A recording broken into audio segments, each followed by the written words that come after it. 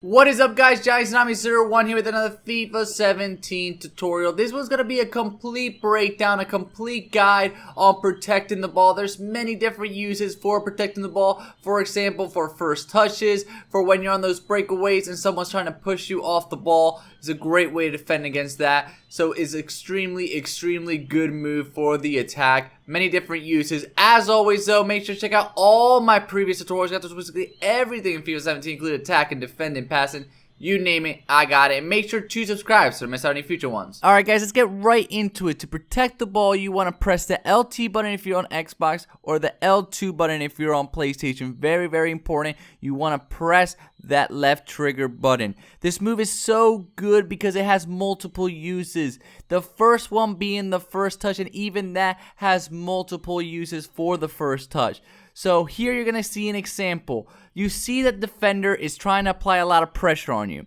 He's applying a lot of pressure, high pressure situations. A great time to do the protect the ball as the first touch. So just prior to receiving the pass, as you're seeing here, I am pressing and holding the left trigger button, the LT or the L2 button if you're on PlayStation. I am holding that down, and that is why you see my guy shielding himself. This is great for multiple situations. First one is to control the pass, especially if it's a quick pass, a driven pass. It's a great way to make sure that he gets the ball and has a good first touch.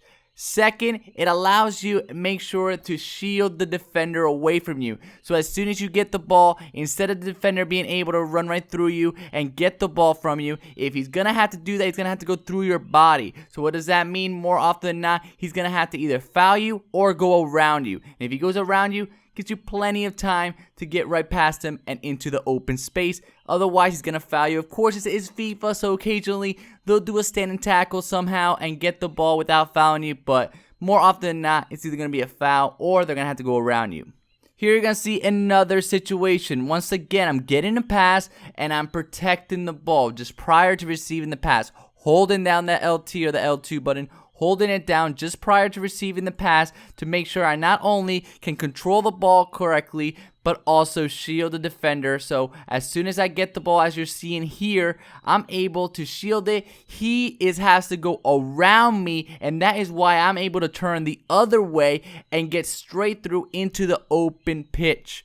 Very important.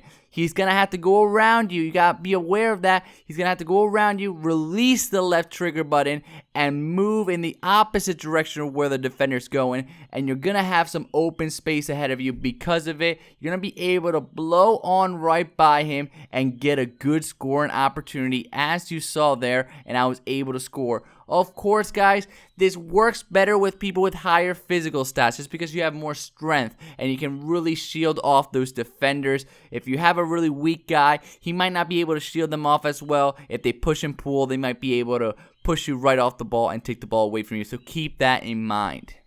And then here, one final example. Once again, get the ball just around that penalty area. It's very good. Once again, he has to go around me because he can't go through me unless if he's going to foul me. So he has to go around me, and that gives me plenty of time to just move slowly. No need to sprint. Don't sprint. Just move to the opposite way and score a goal. The second main use for this move is to counter, push, and pull. You want to do this by tapping the LT or the L2 button. So rather than just holding it down, tap it a few times.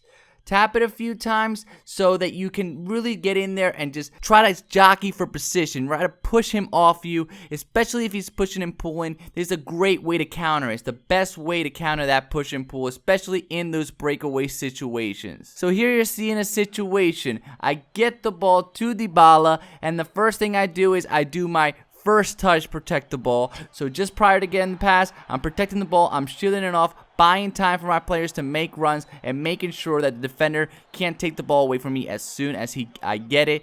This is because he's applying a lot of high pressure. It's a great way to counter those high pressure defenders. After that, I pass the ball and I'm off to the races with Dybala. I get the ball back to him, and you can see here, he's right next to me, and if I do not start tapping the LT button or the L2 button to protect the ball here, he's going to be able to easily push me off the ball and take the ball away from me. He's pushing and pulling right now, so what I need to do is tap the LT button to L2 button a few times. Once again, guys, physical stats going to play a big part about this, but also many different other factors are involved in this.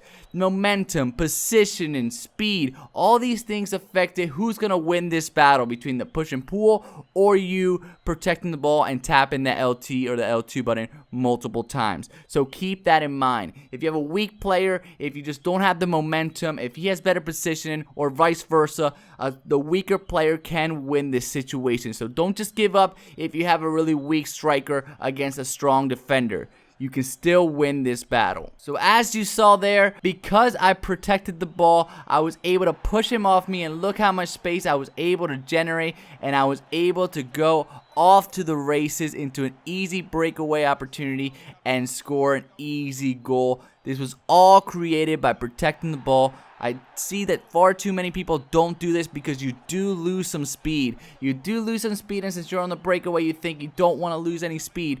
But trust me, it is worth it because you can push him off you and really gain a whole bunch of open space. Here, once again, another situation. Once again, he's right next to me. If I don't try to protect the ball by tapping the LT or the L2 button multiple times, he's going to be able to take me off the ball because he is pushing and pulling.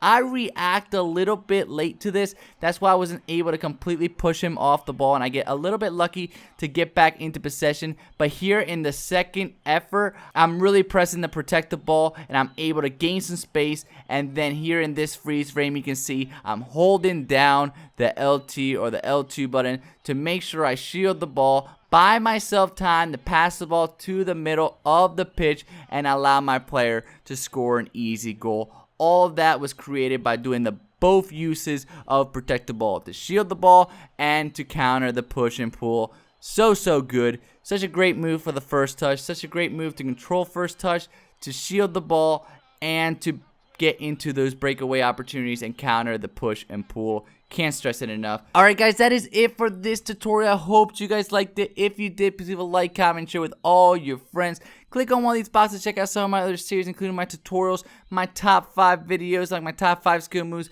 my formation guides, and the rest of my ultimate team videos. And of course, click in the middle to subscribe so you don't miss out on any future tutorials or tip videos. Thank you guys so much.